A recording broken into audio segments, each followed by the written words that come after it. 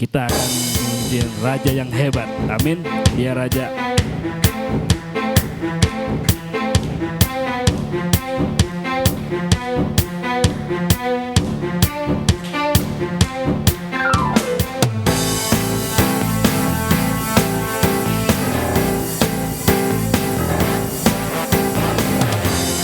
Oke, nyanyikan sama-sama, oke?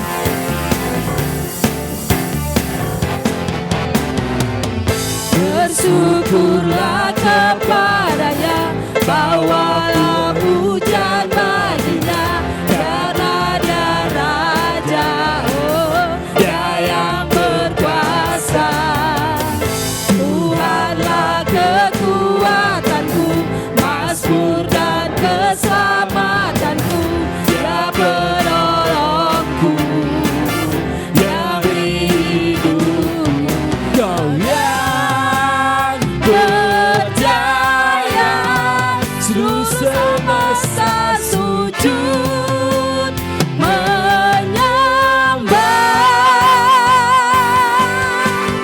Agunglah kebangkitanmu, mujizat telah terjadi, junjung kasih anugerahmu, kekal teguh dan mulia. Masyurlah kekuatanmu, tak penyelamat hidupku, kasihmu tiada tara, bertata kau Tuhan rajaku.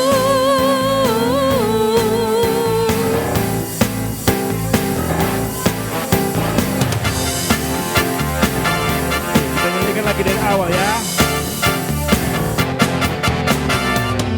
Bersyukurlah kepadanya, bawalah pujian bagi dia, karena dia raja, oh dia yang berkuasa. Tuhanlah kekuatanku, mazmur dan keselamatanku, dia penolongku, yang beri hidupku. Kau yang percaya, seluruh semesta sujud menyembah. Agunglah kebangkitanmu, mujizat telah terjadi, junjung kasih anugerahmu, kekal teguh dan mulia. Masyurlah perbuatanmu, tak penyelamat hidupku, kasihmu tiada tara, bertata kau Tuhan rajaku. Dia raja, amin.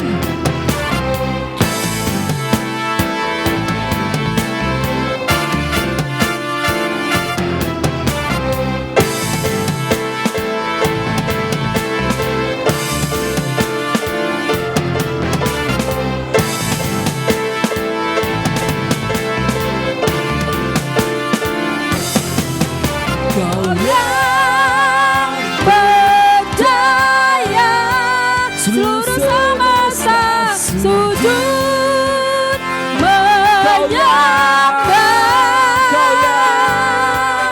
Kau yang percaya, seluruh semesta sujud menyembah. Agunglah kebangkitanmu, mujizat telah terjadi, junjung kasih anugerahmu, kekal teguh dan mulia. Masyurlah perbuatanmu, kau menyelamat hidupku, kasihmu tiada tara, bertata kau Tuhan rajaku.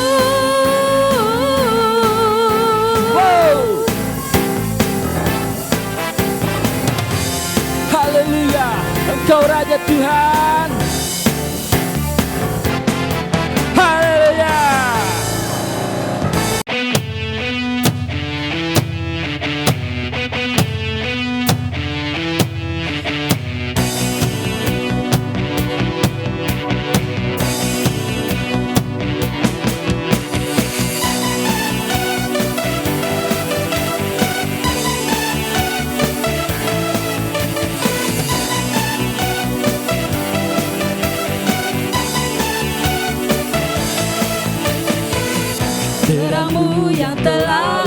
hidupku.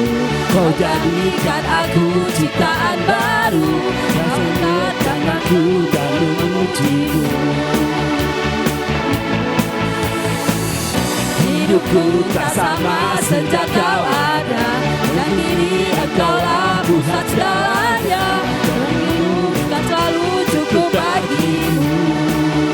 Keagunganmu, Keagunganmu, kedahsyatanmu terpancar dari indahnya dunia. Segala yang ada kau telah ciptakan, karyamu sungguh tiada taranya.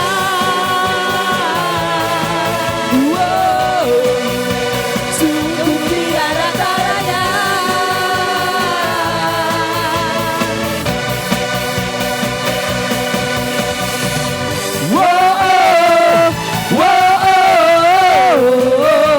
Mulia namamu.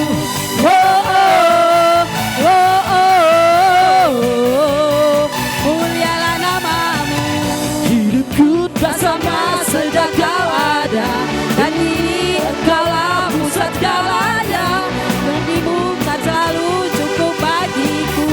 Oke, keagunganmu Tuhan, Keagunganmu, kedahsyatanmu terpancar dari indahnya dunia. Segala yang ada kau ciptakan, karyamu sungguh tiada taranya.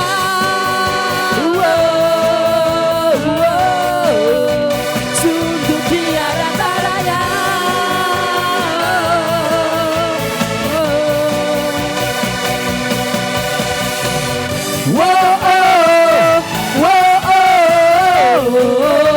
Mulia namamu.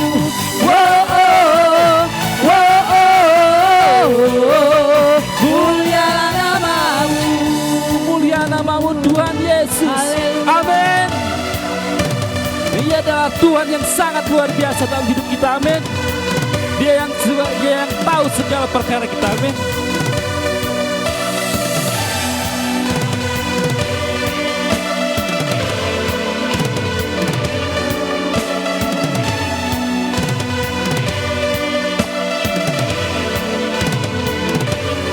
God is the glory for the things done. To God is the glory for the things done. To God is the glory for the things done. To God is the glory for the things done.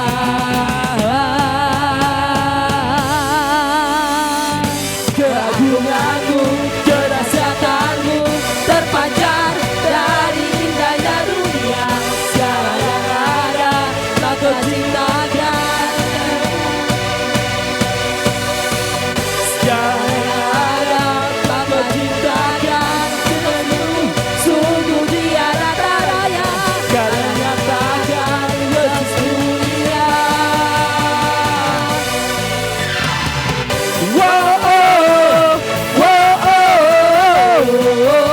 Mulialah namamu.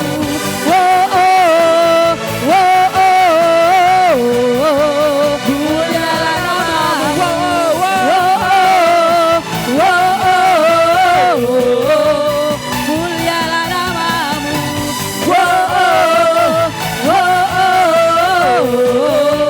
Mulialah namamu.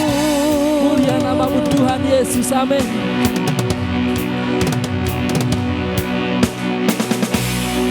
Haleluya.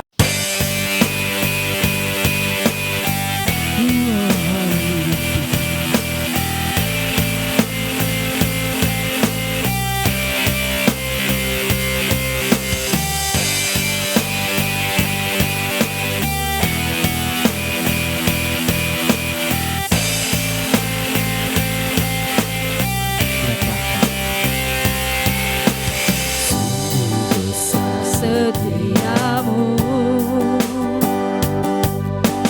nyata di sepanjang hidupku. Darahmu telah layakkan kehidupan.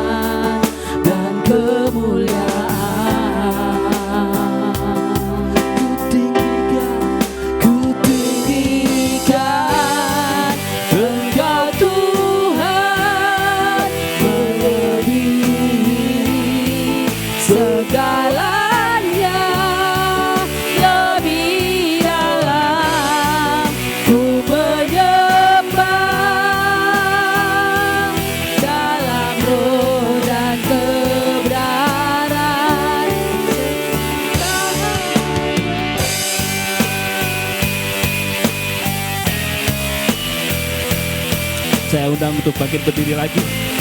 Jemaat Tuhan, kita nyanyikan dari awal lagi ya. Sungguh besar setiamu, nyata di sepanjang hidupku.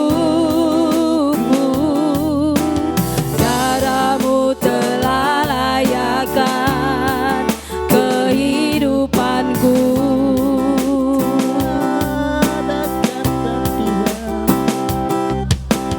Tiada kata yang bisa lukiskan indahnya Kau Tuhan. Bagimu segala pujian dan kemuliaan.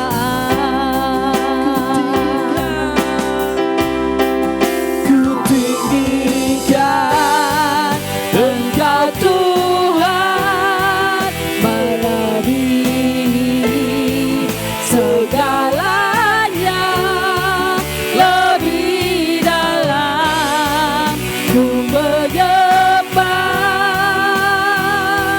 dalam roh dan kebenaran.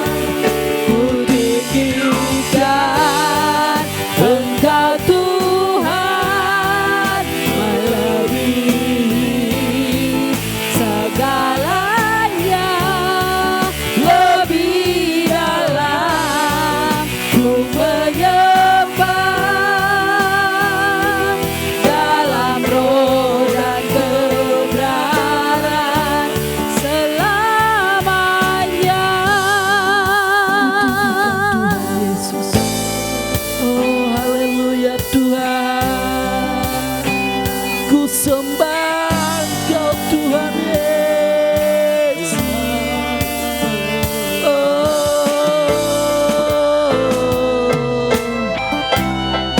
Engkau Tuhan yang luar biasa, ku sembah Kau Tuhan.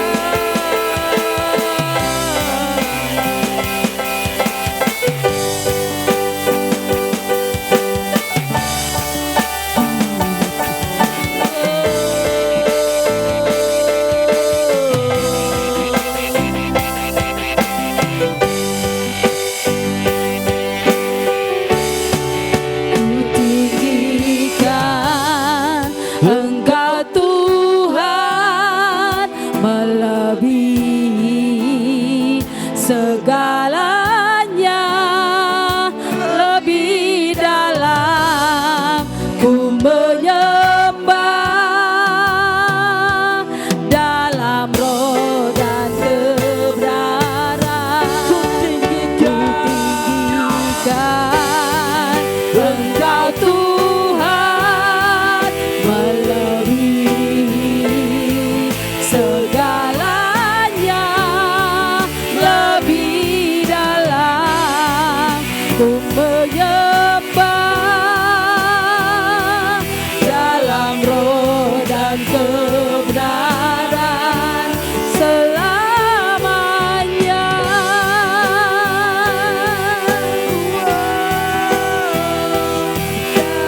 Roh dan kebenaran selamanya.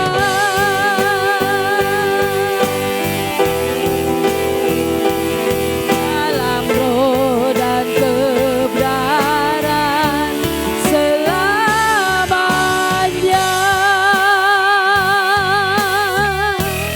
Bapak Ibu, tadi saya katakan kalau di bulan ini itu kita berbicara bagaimana kuasa Tuhan itu melintasi semua batas, beyond all limit.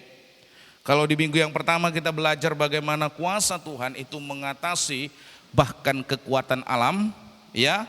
Dan di minggu yang kedua ini kita belajar bagaimana kuasa Tuhan itu juga mengalahkan kegelapan, kuasa-kuasa roh jahat atau setan. Tadi saya tanya, saudara percaya setan ada? Saudara percaya, ya. Karena memang setan itu ada. Dan disebutkan beberapa kali di dalam catatan Alkitab.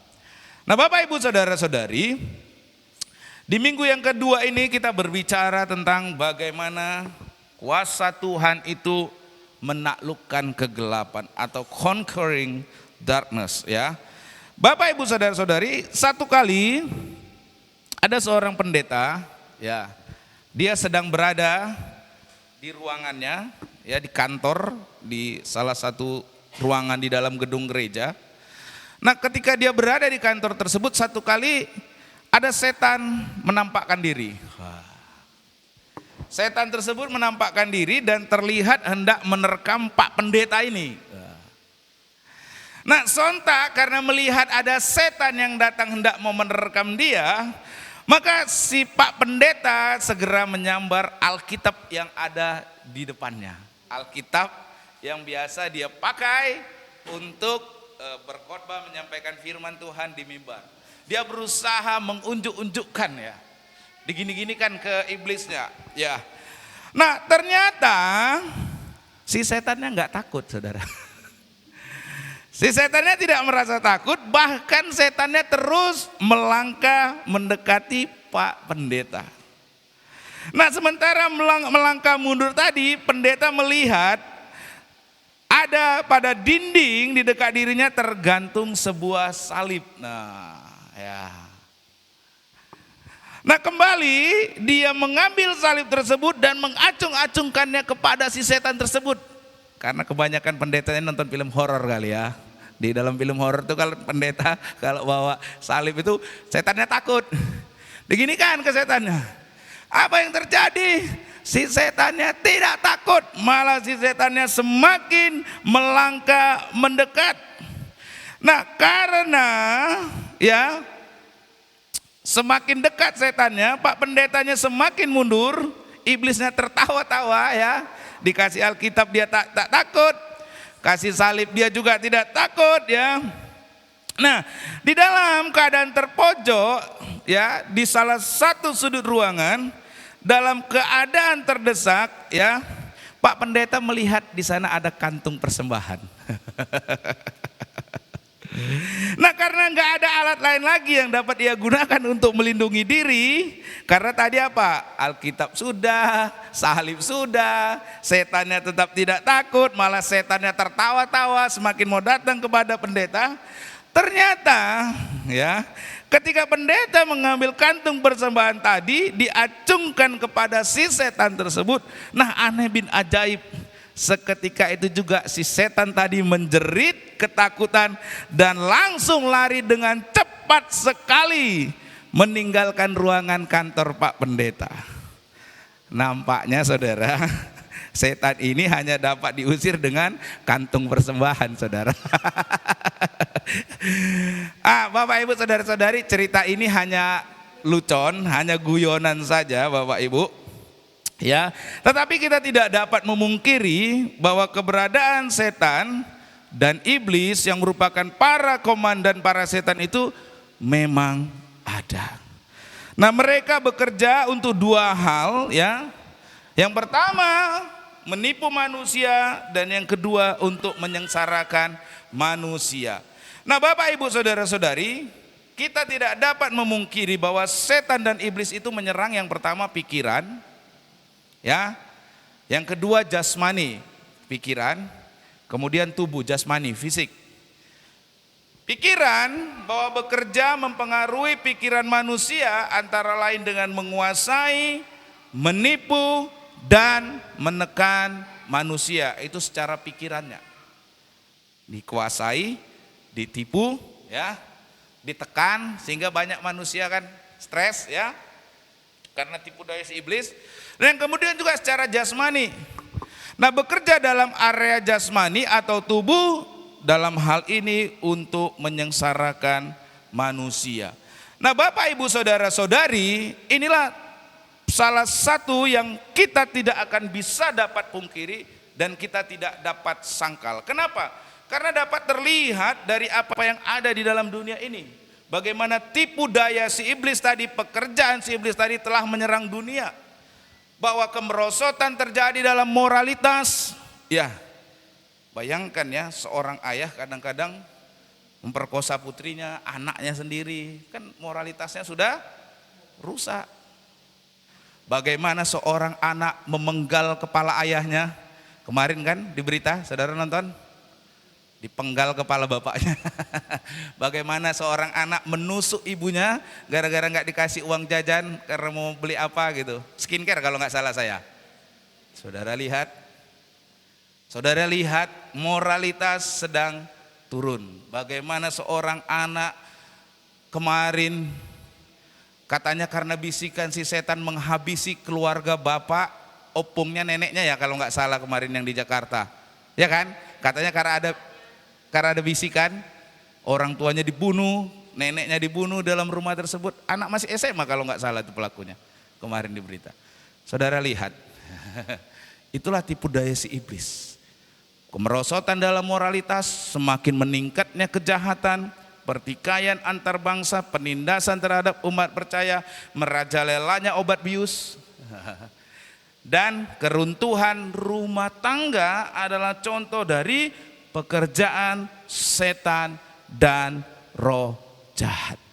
Bapak ibu saudara-saudari, tidak dapat disangkali bahwa setan dan iblis sedang bekerja di tengah-tengah umat manusia sampai dengan hari ini. Bahkan semakin hari semakin nampak jahat dunia ini.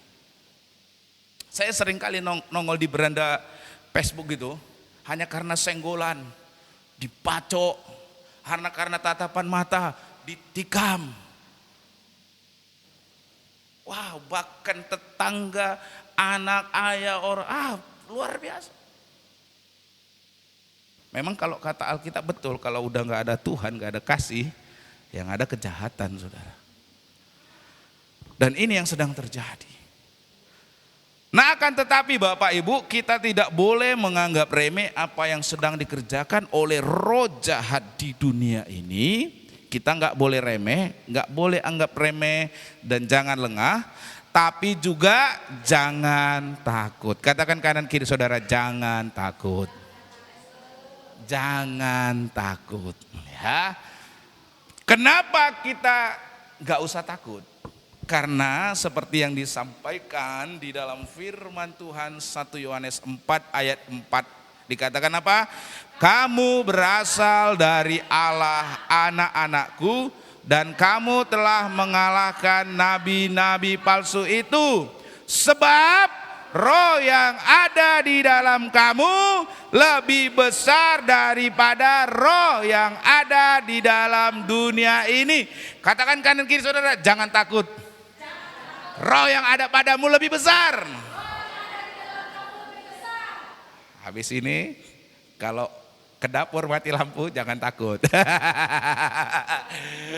Karena seringkali saya melihat orang ketakutan. Padahal ke dapur doang. Tapi karena lampunya mati, takut dia. Ingat, ingat, ingat.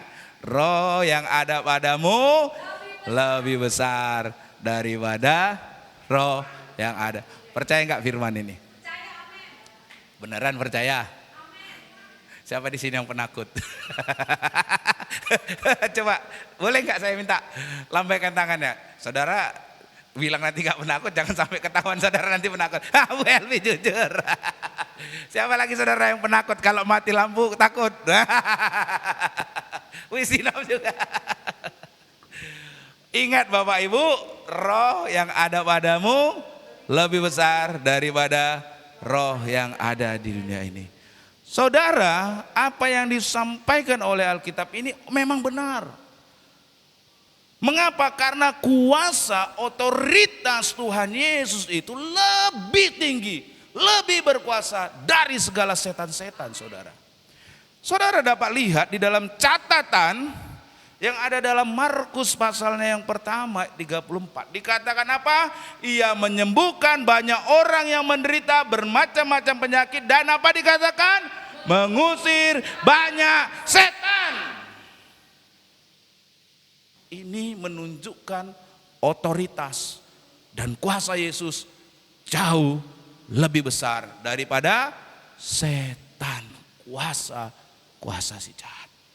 Ia tidak memperbolehkan setan-setan itu berbicara, sebab setan-setan tersebut kenal Yesus itu siapa.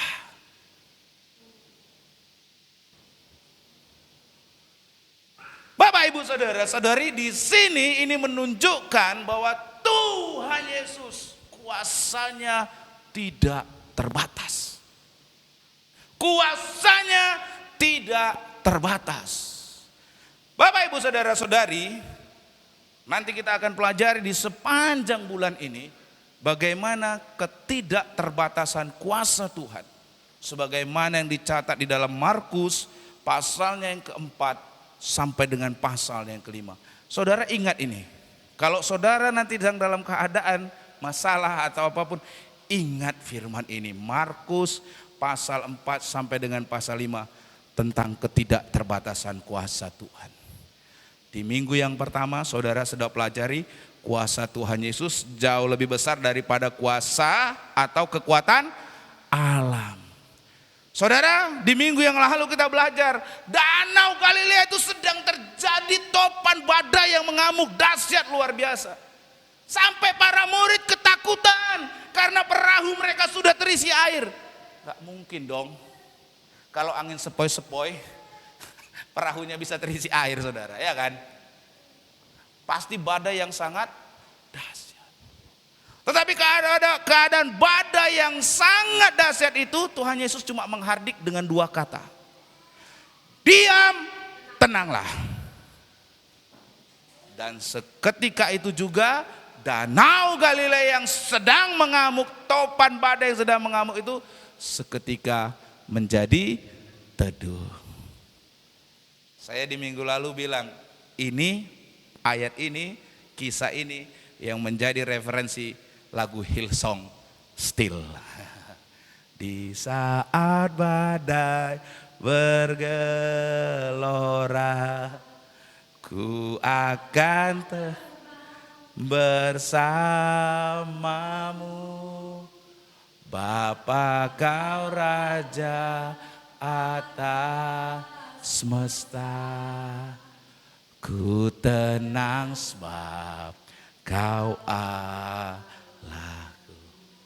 Still, tenang. Alam yang sedang mengamuk, Tuhan Yesus bilang diam, tenang. Tenang. Dan di minggu yang kedua, di dalam catatan nanti kita pelajari dalam Markus pasal 4 sampai 5, kuasa Tuhan Yesus jauh lebih besar daripada kekuatan roh-roh jahat. Amin, saudara. Amin, saudara. Nanti kita akan lihat. Yang kemudian juga kuasa Tuhan Yesus jauh lebih besar daripada kuasa sakit penyakit. Dan yang keempat, kuasa Tuhan Yesus jauh lebih besar daripada kuasa kematian. Bapak, Ibu, saudara-saudari, menarik sekali apa yang dituliskan dalam Markus pasal 4 sampai dengan pasalnya yang kelima ini. Bagaimana kuasa Tuhan Yesus mengalahkan kekuatan alam. Kuasa Tuhan Yesus jauh lebih berkuasa daripada roh-roh jahat. Kuasa Tuhan Yesus jauh lebih berkuasa daripada segala sakit penyakit. Kuasa Tuhan Yesus jauh lebih berkuasa bahkan daripada kuasa kematian. Nah, Bapak, Ibu, saudara-saudari, ya, kita sekarang belajar bagaimana kuasa Tuhan Yesus jauh lebih besar daripada kekuatan roh jahat. Saudara sudah pelajari bagaimana kuasa Tuhan Yesus itu mengatasi kekuatan alam di minggu yang pertama. Sekarang di minggu yang kedua kita belajar, ingat saudara, Tuhan Yesus lebih berkuasa dari segala kuasa setan dan roh jahat. Saudara, kita akan membaca dalam Markus pasalnya yang kelima. Kita akan baca dari Markus pasal yang kelima sampai dengan ayat yang ke-20. Tapi kita baca dulu Markus pasal yang kelima ayatnya yang pertama dulu sampai dengan ayatnya yang kelima. Saya mengundang kita bangkit berdiri. Kita mau baca firman Tuhan. Ya. Oke, saudara bangkit berdiri. Ya. Kita mau menghormati baca firman Tuhan. Saudara baca ya ayatnya yang kedua, saya ayat yang pertama, begitu terus, nanti ayat yang kelima kita baca bersama-sama. Saya duluan. Lalu sampailah mereka di seberang danau Galilea, di daerah orang Gerasa. Mereka di sini adalah para murid dan Tuhan Yesus. Ayat yang kedua, 1, 2, 3, ya.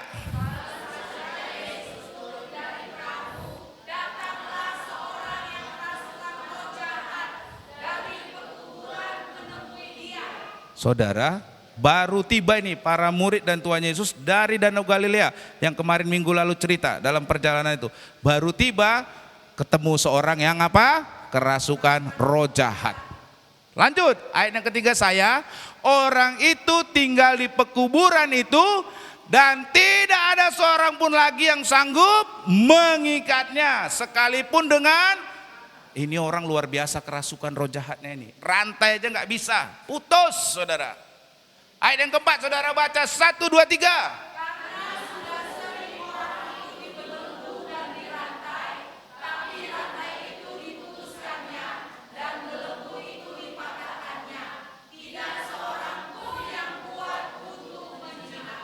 Ini luar biasa roh jahatnya saudara. Luar biasa. Sampai rantai putus, belenggu patah, gak ada seorang pun yang menjinakkan. Ayat yang kelima, 1, 2, 3. Siang malam ia berkeliaran di kuburan dan diimpit-impit sambil berteriak-teriak dan memukuli dirinya dengan batu. Oke, silakan duduk Bapak Ibu. Terima kasih. Bapak Ibu saudara-saudari, ya, patut diketahui atau perlu diketahui ya bahwa Markus pasalnya yang kelima ayatnya yang pertama sampai dengan ayat yang ke-20 merupakan kesinambungan dari Markus pasal 4 ayatnya yang ke-30 sampai ayat yang 41 yang minggu lalu kita pelajari. Makanya kalau saudara baca ya di sini ada kata lalu. Lalu ini adalah menyambungkan cerita bagaimana ketika yang minggu lalu kita pelajari, ketika para murid Tuhan Yesus dan Tuhan Yesus sedang menyeberang Danau Galilea. Setelah menyeberangi danau yang sedang mengamuk topan badai itu, lalu sampailah mereka di seberang Danau Galilea, di seberang dari perjalanan mereka. Seperti kalau saudara mau ke Samosir, saudara kan lewat dari Aji Bata atau Tiga Dolok dulu. Untung-untungnya saudara nggak kena badai ya, saudara tiba di Samosir. Begitulah ini saudara. Kenapa? Karena kisah ini ya Markus pasal 4 ayat yang kelima itu dicatat juga di Injil-Injil yang lain yang disebut sebagai Injil Sinoptik. Saudara perlu tahu Injil Sinoptik itu adalah Matius, Markus, Lukas. Kenapa dikatakan Injil Sinoptik? Artinya melihat secara bersama-sama. Dari kata sin bersama dan opsis memandang bersama. Bahwa ketiga penulis kitab Injil yaitu Matius, Markus, Lukas ini mereka melihat bahwa peristiwa bagaimana Tuhan Yesus mulai dari Danau Galilea sampai ke daerah Gerasa lalu sampai ayat selanjutnya Markus 4 sampai ayat 5 itu juga dicatat di Injil-Injil yang lain.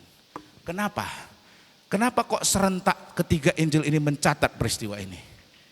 Itu artinya peristiwa ini penting sehingga perlu dilaporkan, sehingga perlu dituliskan, saudara. Injil Matius, Markus dan Lukas melaporkan kehidupan, perbuatan dan perkataan Yesus secara bersama-sama dengan ditujukan kepada pembaca yang berlatar belakang berbeda. Oleh karena itu, bisa saja sesekali waktu kita temukan ada yang menceritakan kisah ini, tetapi di Injil yang lain tidak diceritakan. Tetapi ini semua saling melengkapi. Tetapi kepada peristiwa yang penting, catat ini, peristiwa yang penting pasti dicatat di dalam ketiga Injil ini. Karena penting, maka ada peristiwa ini di ketiga Injil. Kan kalau saudara baca Alkitab kan mirip-mirip kisahnya kan. Ada cerita di Matius, ada cerita di Markus, tapi kadang ada cerita nggak ada cerita di Matius, nggak ada cerita di Lukas, tapi ada cerita di Markus. Kenapa? Karena latar belakangnya itu berbeda untuk kepada siapa ditujukannya. Tetapi kalaupun itu secara bersama-sama ada, itu artinya sangat penting. Sehingga ketiga-tiganya mencatat dan melaporkan. Nah, Markus pasal 4 sampai dengan 5 tadi, cerita tentang Yesus berjalan dari Danau Galilea tadi, perjalanannya dengan para murid dan tiba di Gerasa. Ketiga Injil sinoptik mencatat peristiwa ini, saudara. Itu artinya peristiwa ini penting untuk menunjukkan kuasa Tuhan Yesus. Nah, Bapak Ibu saudara-saudari, ya tadi dikatakan di sana, lalu sampailah mereka di seberang danau. Perjalanan yang minggu lalu kita pelajari. Para murid dan Tuhan Yesus menyeberang Danau Galilea yang sedang mengamuk topan badai itu. Tujuannya kemana? Ke seberang danau. Di daerah orang Gerasa. Nah, baru saja Yesus turun dari perahu, datanglah seorang yang kerasukan roh jahat dari pekuburan menemui dia. Tuhan Yesus melewati badai, ingat saudara ya, melewati badai topan yang ada di Danau Galilea sampai yang nemui siapa saudara? Siapa yang nemui saudara? Siapa yang menemui saudara? Bukan orang yang waras yang datang saudara. Siapa yang datang? Siapa saudara? Bukan orang yang waras, ingat ya. Bukan orang yang waras yang datang, tapi orang yang kerasukan setan. Bahkan ini kerasukan setannya luar biasa sekali ya. Kalau kita lihat di catatannya tadi, saudara lihat orang kerasukan setan ini, ya nggak ada seorang pun yang sanggup mengikat. Kenapa? Udah bolak-balik, dibelenggu, dirantai, tapi diputuskan. Nggak ada seorang pun yang bisa menjinakkan. Ini orang kalau dibilang ini kuasanya super power saudara, benar gak? Yang kerasukan setan ini super power kan? Ada gak saudara bisa putuskan rantai? Biar saya rantai saudara hari ini. Kalau saudara bilang saya kuat pak di rantai bisa putuskan, biar saya rantai. Kalau saudara bilang saya kuat pak di belenggu pak saya akan patahkan, biar saya belenggu. Benar gak saudara kuat? Ini orang benar-benar dirasuk oleh setan sehingga memiliki kekuatan kuasa yang begitu besar, sehingga dikatakan tidak seorang pun yang kuat untuk menjinakkannya. Nah, Yesus datang kepada pribadi yang seperti ini. Tuhan Yesus datang, dia ingin menunjukkan bahwa kuasanya jauh lebih besar dari segala kuasa si iblis, si setan dan si jahat. Nah, saudara, dari cerita ini ya, dari cerita bagaimana Yesus melanjutkan perjalanannya setelah dari Danau Galilea tiba di daerah Gerasa ini, Bapak Ibu saudara-saudari, kita dapat melihat tentang bagaimana sifat daripada pribadi Tuhan Yesus. Yang pertama dari cerita ini, dari kisah ini, bahwa Tuhan Yesus adalah pribadi yang penuh dengan kasih. Katakan kanan kiri saudara, Tuhan Yesus pribadi yang penuh dengan kasih. Kenapa dikatakan Tuhan Yesus pribadi yang penuh dengan kasih? Kenapa? Karena saudara, ukuran dari kasih antara lain adalah kerelaan seseorang untuk berkorban bagi orang lain. Ukuran dari kasih apa kau saudara? Pengorbanan. Ukuran dari kasih itu pengorbanan. Jadi kalau pasangan atau istri, suami, anak bilang, aku mengasihimu ma, aku sayang samamu nak. Harus dilihat pengorbanannya ada enggak? Kalau tidak ada, maka kasih itu nol saudara. Benar enggak saudara? Ukuran dari kasih apa? Pengorbanan. Pengorbanan tenaga, pengorbanan waktu, pengorbanan materi. Amin. Nah saudara, ukuran dari kasih antara lain adalah kerelaan seorang untuk berkorban bagi orang lain. Nah saudara, kasih yang demikian ini luar biasa ya. Contoh bagaimana rela berkorban ini dapat kita lihat dari yang dituliskan dalam laporan Kompas beberapa waktu yang lalu. Ya, laporan yang dimuat di media sosial, yaitu tentang seorang bocah laki-laki kelas 4 SD di daerah Kabanjahe, Tanah Karo, Sumatera Utara. Diberitakan bahwa bocah yang bernama Noel tersebut tidak mengkonsumsi makan siang gratis yang dibagikan di sekolahnya pada hari itu. Pembagian makan siang gratis yang merupakan program pemerintah yang dalam uji coba hari itu dibagikan oleh petugas Kodim 0205 Tanah Karo. Nah, ketika murid-murid yang lain dengan lahap menikmati makan siang mereka, Noel hanya diam saja dan tidak mengkonsumsi jatah yang ia terima. Nah, petugas bertanya mengapa ia tidak memakannya. Ini anak kelas 4 SD loh ini. Tian, Dani dengar ya. Ini anak kelas 4 SD nih, ya. Dia dikasih makanan, dia enggak makan, ya. Noel menjawab mengapa ia tidak memakan. Karena ia ingin membawa makanan itu pulang agar dapat dimakan bersama dengan ayah dan ibunya. Ia menangis karena teringat kepada ibunya yang saat itu sedang sakit. Dan inilah contoh dari kasih, yaitu rela untuk berkorban bagi orang yang dikasihi. Amin. Anak kelas 4 SD punya kasih, amin. Mana anak-anak Tian punya kasih kepada orang tua, amin Bang. Dani, Tian, amin Yan, amin Anggi, amin Esther. Nah, termasuk kita semua di sini masih ada orang tuanya kan saudara. Amin. Ya saudara, harus punya kasih. Ya, kasih itu rela berkorban. Nah, dia rela tidak makan agar bisa membawa makanan yang ia terima untuk dapat ia makan bersama-sama dengan kedua orang tuanya. Nah, Bapak Ibu, kerelaan untuk berkorban seperti itu juga yang ada dalam pribadi Tuhan Yesus. Saudara, kasih Tuhan Yesus itu adalah kasih yang penuh pengorbanan. Dari cerita Markus pasal 5 tadi. Mengapa? Karena Tuhan Yesus mengajak para muridnya untuk pergi ke seberang danau malam-malam di senja itu guna menolong orang yang kerasukan roh jahat. Saudara perhatikan ini, Yesus jauh-jauh melintasi perjalanan menyeberangi danau, melewati angin topan badai yang mengamuk.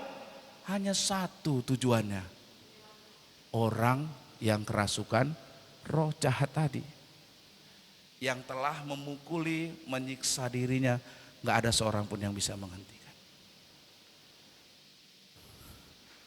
Demi menolong orang tersebut, Yesus bersedia menempuh perjalanan dan menghadapi badai di danau Galilea. Saudara, padahal kalau kita lihat, saudara baca coba kisah ini nanti di rumah, benar enggak ini? Sebelum Yesus itu menyeberangi danau Galilea, dia sebelumnya itu seharian mengajar orang di pinggir pantai danau Galilea itu. Dia udah capek mengajar orang. Itu sebabnya ketika dia mengajak para murid untuk menyeberangi danau, Yesus karena capeknya dia tidur, saudara. Saudara bayangkan, dia sudah lelah mengajar orang di tepi danau Galilea, tapi karena ada orang yang tadi itu, dia ajak para muridnya ke sana, sekalipun ada angin topan badai, tetapi dalam perjalanan karena dia capek, dia lelah, dia tertidur. Saudara, ini kasih Tuhan loh. Kasih Tuhan yang saya waktu merenungkan cerita ini luar biasa ya Tuhan Yesus ya. Sampai dia merepotkan dirinya sedemikian rupa. Sekalipun ada topan badai yang akan menghambat perjalanan mereka. Dan Tuhan Yesus rela berkorban demi menolong orang yang bukan Yahudi, yang tersisih dari masyarakat, tinggal di pekuburan. Saudara bayangkan ini. Ya, bukan orang Yahudi, tinggalnya di pekuburan, tapi Tuhan Yesus rela jauh-jauh datang untuk menolong orang tersebut.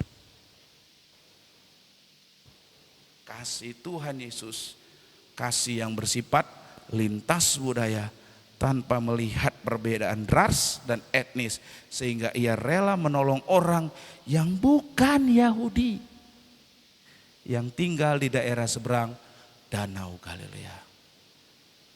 Rela nggak kita menolong orang yang bukan keluarga kita? Rela nggak kita menolong orang yang bukan satu suku kita? Rela nggak kita menolong orang yang bukan satu agama kepercayaan kita? Kalau saudara lihat cerita ini, kalau saudara nanti lihat peta, Gerasa itu, atau dalam catatan Matius Gadara, itu merupakan wilayah orang-orang yang tinggal di sana, mayoritas orang Yunani. Saudara tahu, orang Yahudi pada umumnya sangat-sangat menjauhi orang-orang yang bukan satu suku mereka. Kenapa? Karena perilaku-perilaku mereka, apa yang mereka kerjakan itu dianggap najis. Nah, kalau saudara membaca lebih lanjut catatan Markus pasalnya yang kelima ini, saudara pada akhirnya kan tahu bahwa Tuhan Yesus akhirnya ketika mengusir ya keluar roh jahat dari orang tersebut, roh jahatnya pergi kemana? Ke babi-babi. Saudara tahu, menurut ketetapan Imamat pasal yang 11 ayat 7 sampai 8, orang Israel nggak boleh pelihara babi. Nggak boleh pelihara babi dan juga nggak boleh makan. Itu sebabnya daerah ini bagi orang Yahudi itu daerah orang yang nggak akan mau dimasuki dah. Karena orang-orang di sana orang Yunani, orang yang najis, orang-orang yang tidak seiman, orang-orang yang budayanya jauh, nggak akan mungkin orang mau datang. Saudara lihat nggak ini pengorbanan Yesus ini luar biasanya saudara. Saudara bayangkan coba, jauh-jauh melintasi topan badai kepada orang yang najis, kepada orang-orang yang tidak boleh didekati, kepada orang-orang suku bangsa yang bukan merupakan orang Yahudi. Lihat pengorbanan Yesus ini, lihat saudara. Saya merenungkan, iya repot kali Tuhan Yesus ya. Capek dia mengajar dari pagi hari sampai sore hari, menjelang petang mau malam, ayo nyebrang kita ke sana. Di dalam penyeberangan perjalanan itu tahu akan terjadi angin topan badai. Sampai di sana yang dilayani orang yang kerasukan setan, orang Yunani, orang bukan Yahudi, suku lain, ya kan, kepercayaan yang lain. Makanya tadi saya bilang, kasih kita itu gimana? Kalau kita renungkan ini, adakah kasih kita hanya kasih kepada orang tua saja? Apakah kasih kita hanya kepada satu suku kita saja? Apakah kasih kita hanya kepada orang-orang yang kita kenal saja? Kalau kita melihat, kasih Tuhan Yesus adalah kasih yang luar biasa saudara. Kasih yang penuh pengorbanan. Amin saudara. Luar biasa loh. Saudara lihat pengorbanan Tuhan Yesus. Yang kedua, ya, Tuhan Yesus dia adalah pribadi yang penuh dengan kuasa. Yang pertama dia tadi pribadi yang penuh dengan kasih. Saking kasihnya, orang yang dia mau selamatkan itu hanya orang yang kerasukan roh jahat itu saja. Jauh-jauh dia datang, menempuh badai topan hanya untuk satu orang saja, yang bukan orang Yahudi, yang orang bangsa lain, bangsa Yunani, Yang dalam perspektif orang Yahudi adalah orang yang najis, orang yang harus dijauhi, nggak boleh bergaul. Ya saudara. Tetapi yang kedua juga, Yesus adalah pribadi yang penuh dengan kuasa. Kenapa Yesus adalah pribadi yang penuh dengan kuasa? Bapak, Ibu, Saudara-saudari, sebagaimana yang kita lihat di dalam catatan Markus pasal yang kelima, ayat yang ke-6 sampai 10. Ya, jadi ini tadi orang yang kerasukan setan tadi ini, yang gak bisa dijinakkan, yang dirantai di belenggu patah ini. Ketika ia melihat Yesus dari jauh, berlarilah ia mendapatkannya lalu menyembahnya. Apa kata dia? 7, saudara baca 1, 2, 3, ya. Saudara ulangi belum semua membaca. 1, 2, 3, ya. Ulangi belum semua membaca. 1, 2, 3, ya.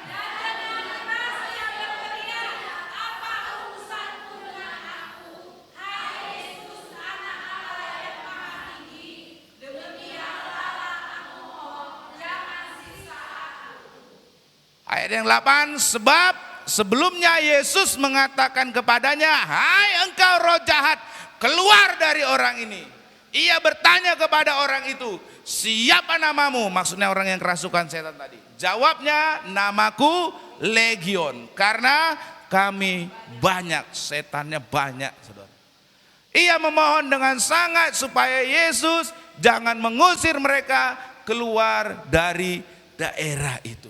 Bapak, Ibu, saudara-saudari, ya, kalau saudara baca, baru saja Yesus menjejakkan kakinya di seberang danau di daerah Gerasa, orang yang kerasukan setan tadi, ya, yang nggak bisa dirantai, yang nggak bisa dibelenggu, yang nggak bisa dijinakkan, langsung datang ketika melihat Yesus dari jauh, berlari mendapatkan lalu menyembahnya.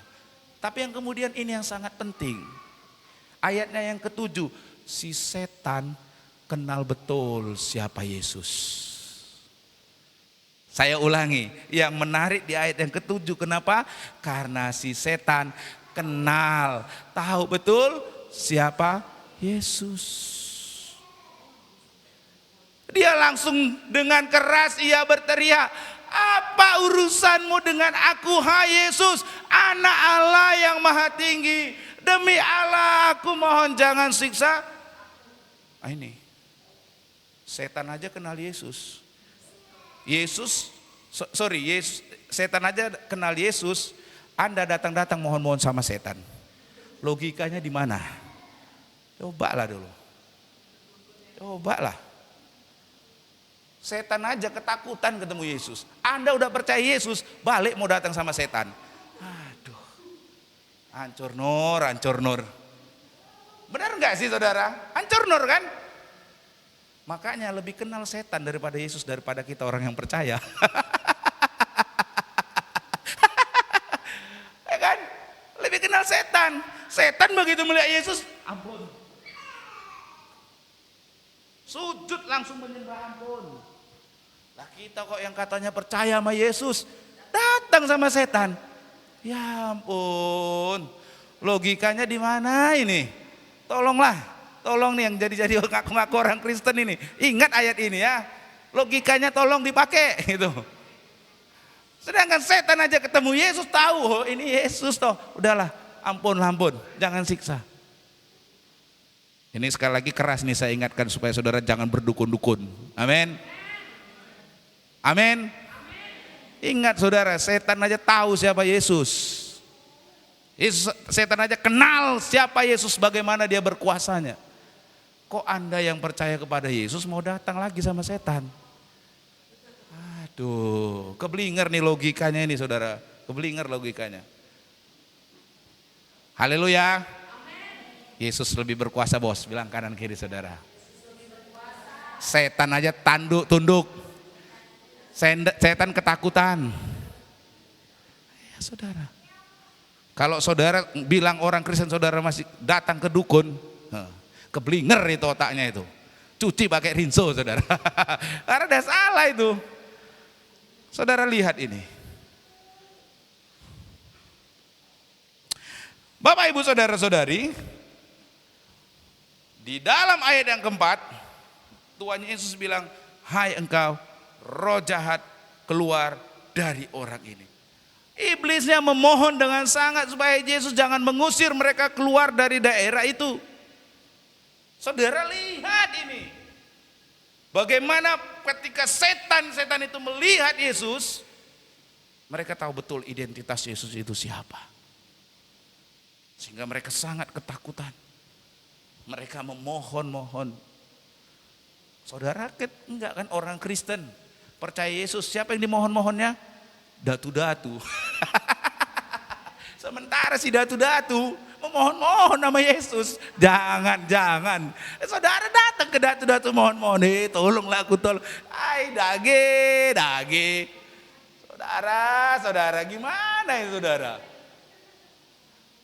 Saudara datang mohon-mohon kan, bawa ini, bawa itu, bawa segala macam. Sementara iblisnya di sini yang mohon-mohon nama Yesus. Tolong jangan usir. Ini penting ini orang Kristen. Ingat tadi, iblis itu menipu kita pikiran dan jasmani. Ingat ini, pikiran saudara bahwa iblis lebih berkuasa. Iblis mampu menolong saudara lebih berkuasa. Itu kan pikiran yang sering kali ditipu sehingga orang datang ke datu-datu.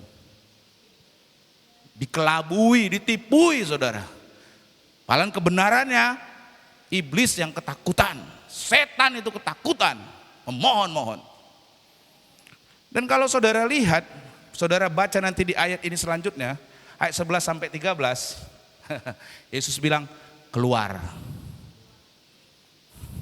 Apa yang dilakukan oleh para iblis itu? Mereka keluar dari orang yang kerasukan setan tadi, mereka masuk kepada babi-babi. Dan babi-babi itu yang sekian banyaknya itu lompat terjun dari tebing jurang, jatuh ke danau, dan mati tenggelam lemas, saudara. Siapa yang lebih besar kuasanya, saudara? Siapa yang kuasanya lebih besar, saudara? Tuhan Yesus. Amin.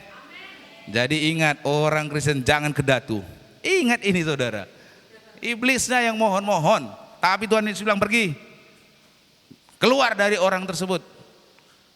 Keluar mereka semua, yang disebut legion tadi. Yang banyak tadi saudara. Bapak ibu saudara-saudari ya. Dua hal tentang pengaruh kuasa roh jahat. Ya. Memang tidak semua perubahan perangai atau sikap orang yang dialami orang itu sehingga menjadi tidak wajar adalah karena orang itu dirasuk oleh roh jahat. Enggak semua saudara. Contoh saudara, ya, lampu merah. Ya kan, saudara tetap terobos, ya kan. Kenapa saudara menerobos lampu merah? Oh iya, aku tadi dipengaruhi kuasa si jahat sehingga aku menerobos lampu merah. Itu bohong, saudara coba cari-cari kesalahan. Enggak semua ya, perubahan perangai itu karena dirasuk oleh roh jahat, enggak semua. Tetapi saudara ingat yang kedua juga. Perlu mengakui bahwa roh jahat itu memang benar ada dan memiliki kuasa yang melampaui kemampuan manusiawi. Saudara, ini fakta. Ini realita. Bahwa ada roh jahat itu ketika dia memasuki kehidupan manusia, dia memiliki kuasa yang melampaui kemampuan manusiawi. Seperti orang Gerasa tadi. Orang yang kerasukan setan tadi. Nah saudara, kembali ya membandingkan bagaimana kuasa Tuhan Yesus itu pribadi yang penuh dengan kuasa. Saudara ingat sekali lagi cerita ini. Orang yang kerasukan setan tadi itu tidak dapat dirantai, tidak dapat dibelenggu, tidak dapat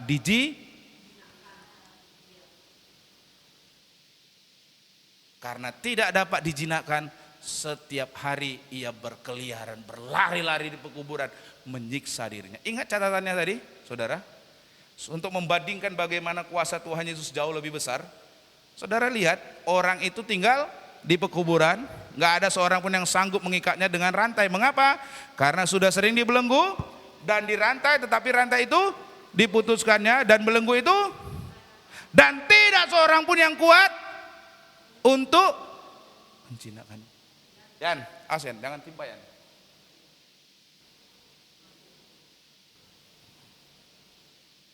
Oke, saudara. Ya. Tidak ada. Nah ini saudara melihat. Sekarang, Bang nggak bisa nih.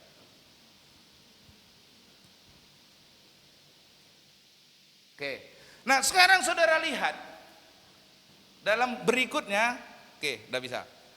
Nah, saudara melihat di dalam yang nanti catatan selanjutnya dalam Markus pasal yang ke-5 ayat yang ke-10 sampai dengan ayat yang ke-13 yang nggak mampu dijinakkan ini, ya, yang berantai, yang belenggu dipatahkan ini, ketika Tuhan Yesus bilang keluar, seketika juga orang tadi dilepaskan dari kuasa segala kuasa si jahat tadi, legion tadi. Iblis-iblisnya lari, setan-setannya lari, merasuki babinya masuk ke tebing ke danau dan mati tenggelam, saudara. Bapak Ibu saudara-saudari, pertanyaan saya, siapa di sini kuasanya yang jauh lebih besar? Amin. Sekalipun mungkin ada seperti yang kedua ini, ya, memang dia dikuasai oleh roh jahat, sehingga sulit untuk ditaklukkan. Tapi ingat, kuasa Yesus jauh lebih besar. Sama seperti orang yang kerasukan setan tadi. Ketika Tuhan Yesus datang menghardik, dia lepas dari segala kuasa setan. Nah saudara, tentang bagaimana si setan ini saudara, C.S. Lewis ya, seorang teolog awam yang sangat terkenal ini, ya, C.S. Lewis bukunya banyak ini ya, Narnia itu filmnya karya dari C.S. Lewis tuh ya. Nah dia bilang gini, ada dua kekeliruan yang sama dan berlawanan yang mengakibatkan manusia ditertawakan oleh setan-setan. Nah, setan itu tertawa yang pertama satu, kalau saudara tidak mempercayai kebenaran mereka, setan tertawa, hehehe bodoh kamu, gitulah saudara. Kamu tidak mempercayai saya, kamu bodoh, gitu. Setannya tertawa. Gak ada setan, gak ada setan. Anda bodoh, ditertawakan. Kenapa? Karena Alkitab dengan jelas mencatat bahwa setan itu seperti kisah yang baru saja kita pelajari. Amin. Ada nggak setannya? Saya tanya saudara. Ada nggak? Tetapi yang kedua adalah, ini juga setan ketawa lagi. Yang kedua adalah percaya dan kelewat tertarik secara tidak sehat terhadap mereka. Setan-setan sama bergembiranya dengan dua kesalahan tersebut. Yang pertama tadi iblisnya tertawa kalau saudara tidak percaya bahwa mereka ada. Yang kedua iblisnya tertawa kalau sampai Anda begitu terbelenggu, begitu sangat menyukai, itulah tadi yang pergi ke dukun-dukun tadi. Iblisnya tertawa, ketipu lu, itu kan. Ini saudara, sama-sama tertawa iblisnya, ya kan? Ya nggak percaya iblis ketawa, ya pertahankanlah bagus, biar tak tipu kau terus dengan pikiranmu itu. Yang kedua, itu tadi yang kelewat tertarik sampai datang. Oh datang sampai bayar ini, bawa ini. Aduh, iblis ketawa, iblis bilang ketipu lu. Katakan kanan kiri saudara, jangan ketipu bos. Katakan kanan kiri saudara, jangan ketipu bos. Jangan ketipu. Iya, banyak orang ketipu. Nah ini iblisnya ketawa ini, kalau kena yang pertama nggak percaya, yang kedua kena tipu, ini iblis ketawa karena tertarik. Wah, itu sudah. Ingat saudara, kuasa Tuhan jauh lebih besar. Kenapa? Roh-roh setan, roh-roh jahat itu, setan itu tunduk kepada Yesus. Mohon ampun, kenal siapa Yesus, ketakutan. Dan ketika Yesus perintahkan keluar, nggak ada cerita keluar. Orang yang kerasukan setan tadi lepas, saudara. Pertanyaannya siapa kuasanya yang jauh lebih besar? Makanya jangan ketipu. Katakan kanan kiri lagi saudara, jangan ketipu bos. Ingat, jangan ketipu ya. Kalau sampai ada saudara masih datang ke dukun, Anda kena tipu, iblis ketawa, saudara ya.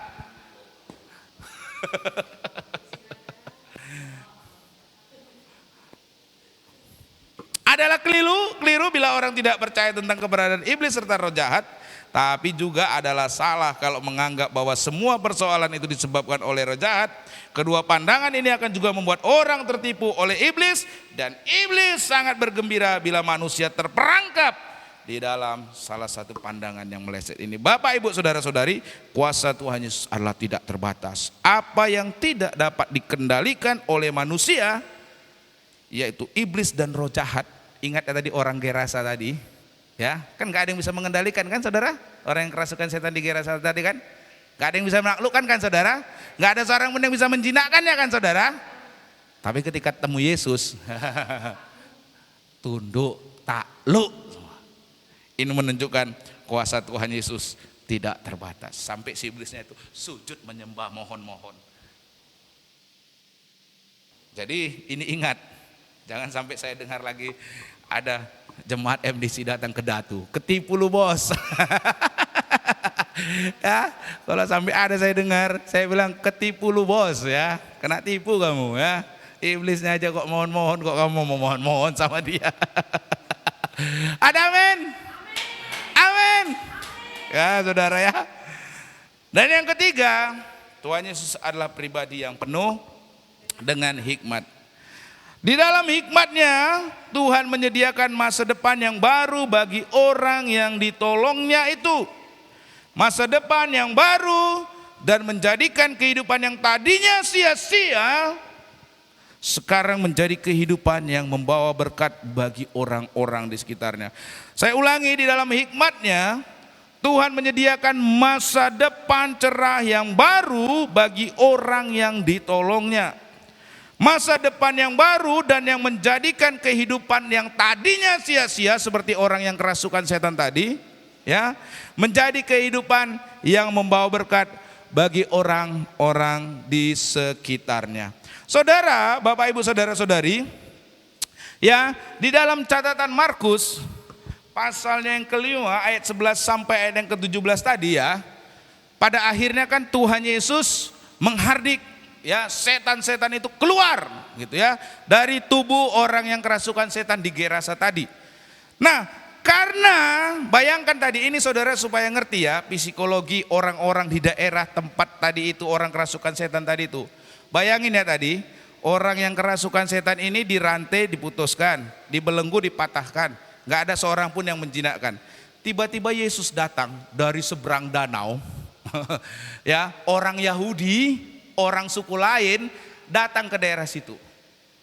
Mampu menjinakkan orang yang kerasukan setan yang gak bisa dijinakkan oleh siapapun ini. Tuhan Yesus mampu menghardik keluar roh jahat itu, orang ini sembuh, roh jahatnya pergi ke babi-babi. Babi-babi tersebut ketika dimasuki roh jahat lari terjun ke danau. Pada akhirnya mati. Kira-kira kalau Anda orang-orang di daerah situ, apa yang Anda lakukan kepada Yesus? Apa yang Anda lakukan? Enggak mengikut Yesus. Ini orang sakti banget. Janganlah di sini, segera angkat kaki. Kan gitu. Kan gitu saudara, itu yang terjadi di dalam catatan Markus 5 ayat 11 sampai 18 di ayat selanjutnya. Penduduk di situ tuh ketakutan melihat Yesus loh. Ini orang yang kerasukan tadi nggak ada yang bisa menjinakkan loh. Sekarang Yesus bisa mampu. Akibatnya karena roh jahat lepas, ternak masuk ke ternak, ternaknya mati. Udahlah, tolonglah kau yang jauh-jauh dari seberang sana. Udahlah kembali lagi ke seberang.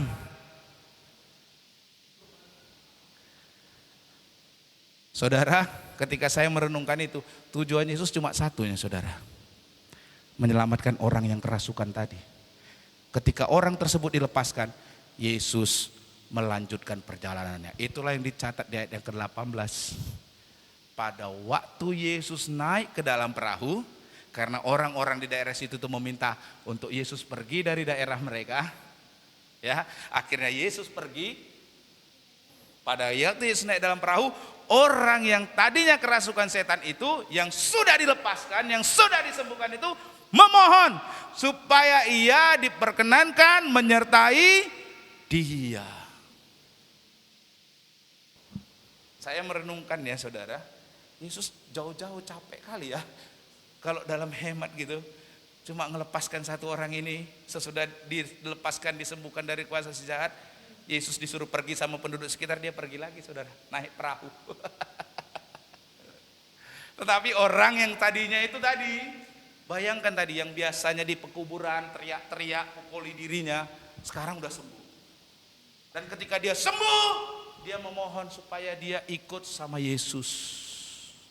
Tetapi apa yang dikatakan Yesus ayat 19? Yesus tidak memperkenankannya, tetapi ia berkata kepada orang itu, pulanglah ke rumahmu, kepada orang-orang sekampungmu, dan beritahukanlah kepada mereka segala sesuatu yang telah dilakukan Tuhan atasmu, dan bagaimana ia telah mengasihani engkau.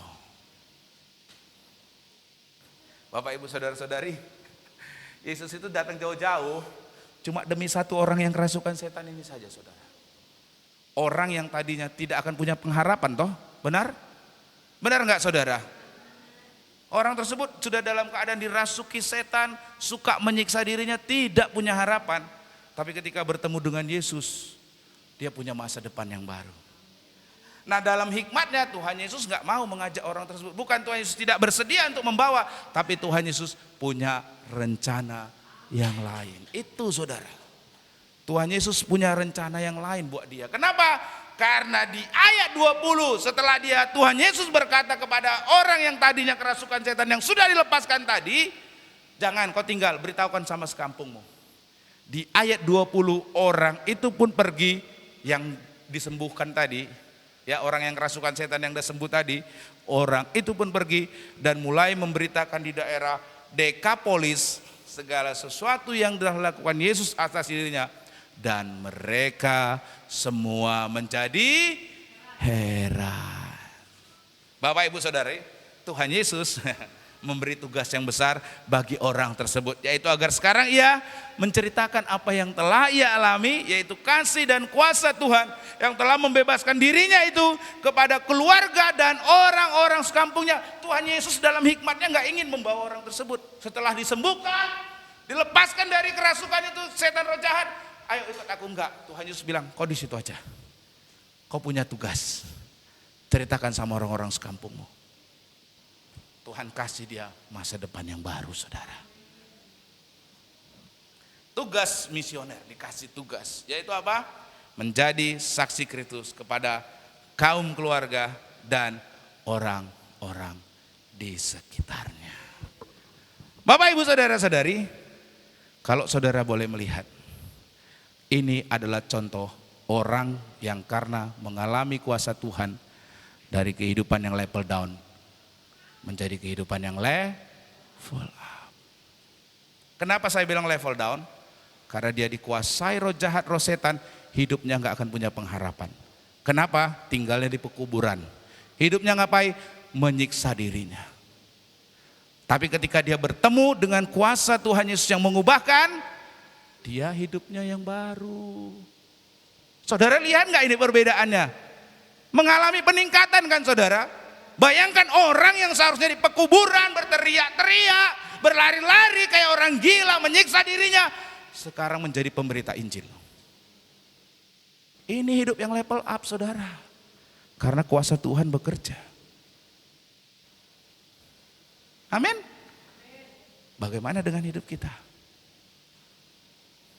Kalau saudara mau mengalami level up, bayangkan ini orang yang kerasukan setan, yang gila ini dalam tanda kutip, sekarang menjadi orang itu pun pergi dan mulai memberitakan di daerah Dekapolis segala sesuatu yang telah dilakukan Yesus atas dirinya, dan mereka semua menjadi heran.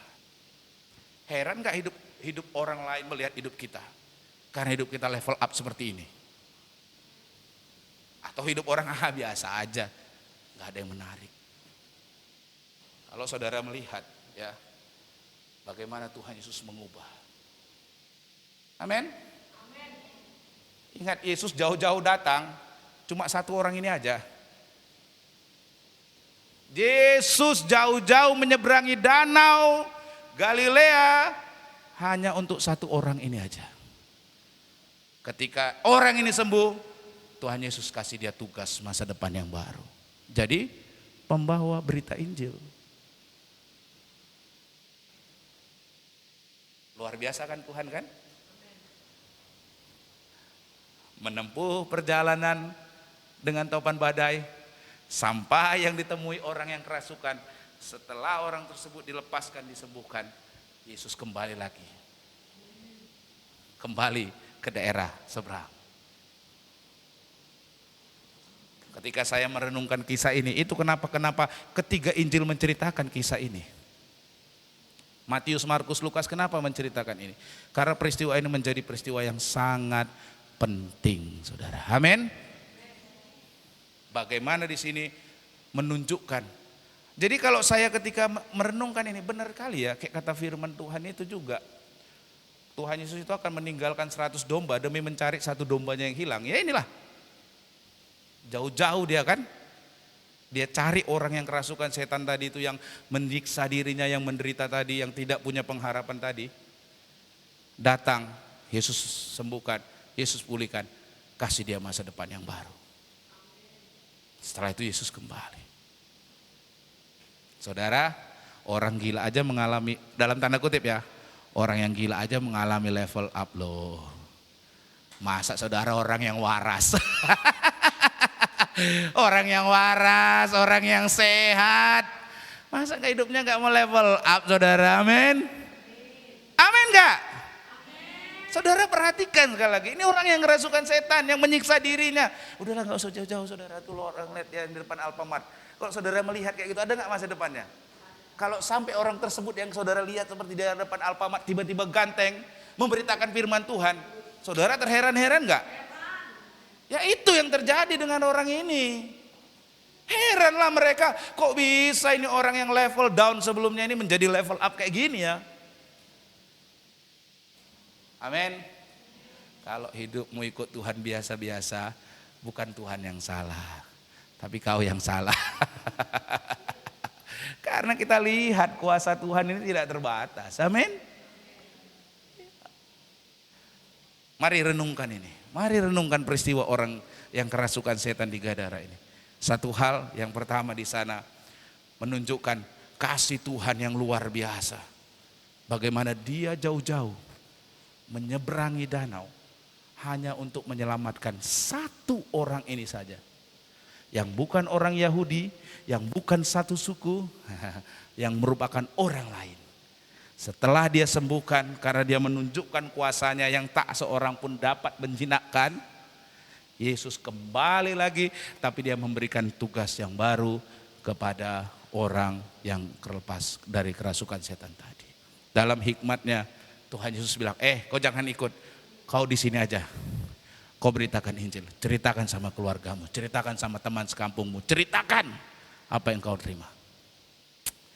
Level up hidupnya, amin. Makanya saya bilang, bayangkan orang yang tadi gila dalam tanda kutip sekarang menjadi pemberita Injil. Apa enggak orang ajaib banget, heran banget.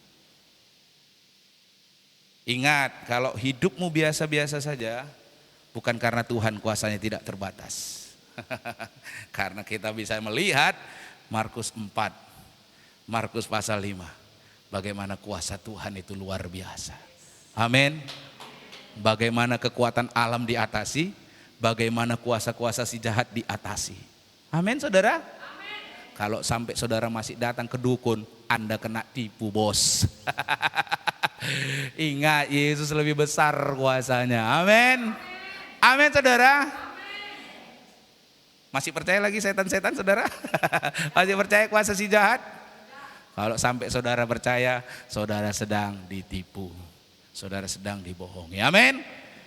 Karena iblis, roh jahat, setan, semuanya takluk dan tunduk kepada Yesus.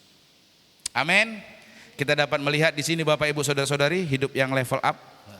Karena ada kuasa Tuhan yang tidak terbatas yang bekerja kepada pribadi orang tersebut. Saya percaya Bapak Ibu Saudara-saudari, kalau kita semuanya benar-benar berserah, ya, mempercayai kuasa Tuhan, saya percaya kita semua akan juga menjadi level up.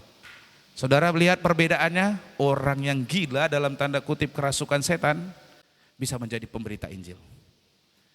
Yesus datang mengubah dia, kuasanya sungguh luar biasa. Saya percaya juga ya, ini, ya, apabila saudara saat ini menyadari bahwa kehidupan saudara sedang terikat oleh kuasa kegelapan yang berusaha menghancurkan kehidupan saudara, saudara berserulah kepada Tuhan Yesus dan memohon pertolongannya. Dia bersedia membebaskan dan membuka masa depan yang baru bagi kehidupan kita. Amin. Mari kita tundukkan kepala, kita bersatu dalam doa. Terima kasih Tuhan. Markus pasal 4 sampai dengan pasal yang kelima menceritakan kuasa-Mu yang tidak terbatas Tuhan. Bagaimana di dalam kuasa-Mu yang jauh lebih besar, Engkau mampu meneduhkan alam yang sedang bergelora. Di dalam kuasa-Mu yang tidak terbatas Tuhan, Engkau sanggup mengatasi segala kuasa-kuasa si setan, si jahat yang sudah kami pelajari di minggu kedua ini Tuhan. Tuhan, iblis senantiasa bekerja di dalam pikiran, di dalam jasmani kami. Suatu realitas yang tidak akan pernah terbantahkan. Oleh karenanya Tuhan, kami memohon supaya Tuhan senantiasa berada dalam hidup kami, menyertai kami. Sebab kuasa yang daripada Tuhan itulah, kuasa Tuhan yang jauh lebih besar itulah yang akan menolong dan membebaskan kami. Lepas dari segala tipu daya, lepas dari segala kebohongan dari si iblis. Kami percaya hidup kami akan menjadi level up, sama seperti orang yang kerasukan setan di Gerasa tadi. Hidupnya yang sia-sia, hidup yang tidak ada pengharapan. Dengan kuasa-Mu Tuhan, Engkau ubah dia dari orang yang tidak punya pengharapan menjadi orang yang punya kehidupan yang baru, menjadi saksi-Mu ya Tuhan. Biarlah Tuhan, hidup kami pun demikian. Hidup kami yang satu kali ini, yang percaya kepada Yesus ini, menjadi hidup yang tidak sia-sia ya Tuhan. Menjadi hidup yang menceritakan pertolongan, menceritakan mujizat, menceritakan penyertaan Tuhan dalam kehidupan kami. Hidup kami di dalam kuasa-Mu harusnya Tuhan adalah hidup yang terus meningkat dan bukan hidup yang terus merosot. Tuhan tolong kami, Tuhan tolong ingatkan firman-Mu ini supaya kami menyadari betul kuasa Tuhan sungguh ajaib. Terima kasih Tuhan, terima kasih. Kami mengucap syukur dalam nama Yesus kami berdoa. Amin.